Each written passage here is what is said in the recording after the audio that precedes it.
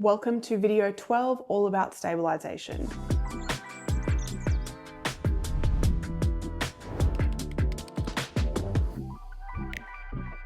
Stabilization refers to any way in which you get stable shots. So that could be tripods, but it could also be gimbals. As I mentioned in my previous video, there are certain niches which may require one over another. For example, videographers working in real estate tend to use gimbals a lot, whereas those shooting corporate videos, such as interviews, will require tripods.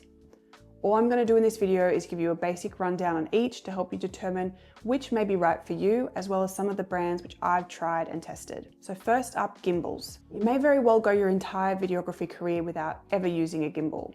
And it's interesting, when I first started filming, I filmed everything on a gimbal.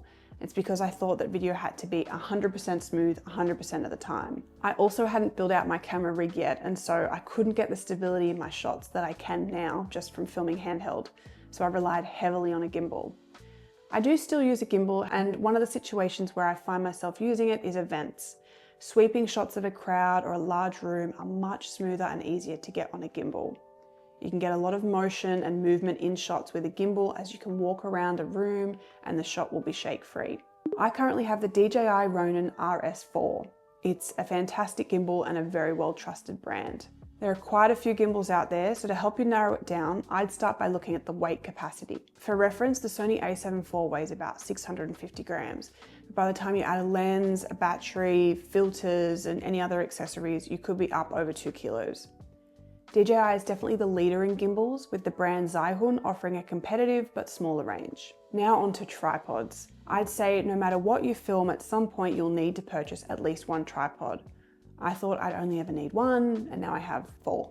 The range for tripods is actually insane. Like, there's an endless amount to choose from, and it's completely overwhelming. But let's break it down and help you find something that suits you. The first thing to consider is weight. Again, right now your rig may be light, but you may add to it later on, so best to get something that can hold a little bit more weight than your current beginner rig. Generally, tripods which can hold a greater weight are also a more stable and solid tripod build, which is another important factor. The next thing to consider is height. How high do you want your tripod to go, and similarly, how low? I do film a lot of corporate, but I also film a lot of creative pieces where I'll need to get like a funky high angle. And I've also been in situations in corporate settings where I'm filming an interview, but there's a table in the way that can't be moved. So I've had to put my tripod on the table and lower it all the way down by spreading the tripod legs really wide to get down far enough. And this is something that not all tripods can do. If you're not sure yet what you'll need in terms of height, a helpful thing to think about is your subject. If you're going to be filming people a lot, the average person's between 150 and 180 centimeters. So you'll want a tripod that can get to the eye level of these people if they were standing up. The next thing you want to think about is the tripod head. And the tripod head is, you guessed it, the part at the top of the tripod.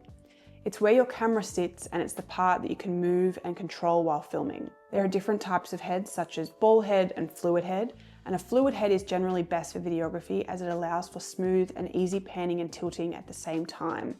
You can imagine if you're filming a subject that's moving around a lot, you'll need the ability to follow them accurately and easily. The last major consideration when looking at a tripod is the leg locking system. Generally, there are 2 types, twist locks and lever locks. I've had both, and I'm telling you right now, get lever locks. Lever locks make it very easy to operate if you're on your own, as opposed to twist locks, which can take more time and be more difficult if you're having to deal with holding up your whole camera rig and lock in 3 legs at the same time. So with those 4 things in mind, you can begin your tripod search. Some great brands that cater to beginner, intermediate, although are also perfect for advanced videographers, are Benro, Sure, Small Rig, and Manfrotto. You don't need to spend $1 million on a tripod, but you should invest in something that can last you a while as your rig grows. Now we have one more video left in this series, so check out video 13, where we're going to talk about post-production and storing all your footage.